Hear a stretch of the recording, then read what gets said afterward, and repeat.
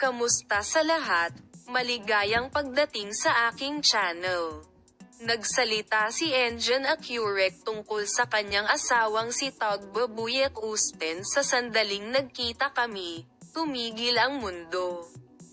Si Engin Acurec, na ikinasal sa aktres na si Tuba Buyek Usten mula noong 2014, ay nag-usap tungkol sa kung paano niya nakilala si Tuba Buyek Usten sa programang kanyang dinaluhan.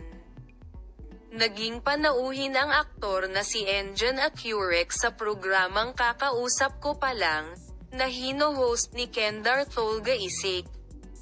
Ipinaliwanag ni Engin Acurec kung paano niya nakilala si Tugba Buyek Usten sa programa. Engin Acurec, nagkita talaga kami sa isang party.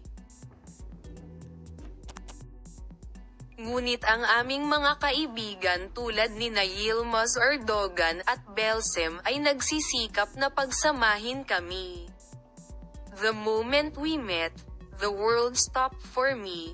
My love system gumuho, na-lock ako. Sabi niya, 12 years na ang lumipas mula nang magkakilala kami, 2 years na kami at 10 years na kaming kasal. Ipinaliwanag kung paano ang kanilang relasyon. Sinabi ni Engin Acurec, kami ay napakabuti. Kami ay nasa mabuting kalooban. Nalampasan namin ang ilang mga bagay. Naiintindihan namin ang isa't isa. Pinangangalagaan namin ang isa't isa. Naging matalik kong kaibigan. Napakahalaga na panatilihin ang aming relasyon sa antas ng pag-ibig sa lahat ng oras, sabi niya. Ikinasal sina Engin Acurec at Tugba Buyek Usten sa Los Angeles noong Hulyo taong 2014. Bibigyan ka namin ng detalyadong impormasyon sa paksa.